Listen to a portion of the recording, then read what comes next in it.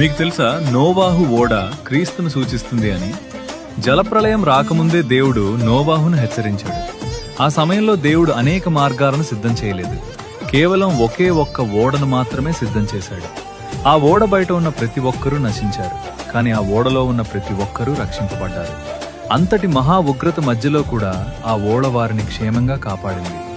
నేడు యేసుక్రీస్తు వారు విశ్వాసులను నిత్య నాశనము మరియు నరక శిక్ష నుండి రక్షిస్తున్నట్లుగానే. మరి మీకు తెలుసా, ఆ ఓడ తలుపును మూసింది నోవాహు కాదు, దేవుడే అని. దీనివల్ల మనం గ్రహించేది ఏమిటంటే, రక్షణ అనేది మనుషుని కార్యం కాదు, అది సంపూర్ణంగా దేవుని కార్యం.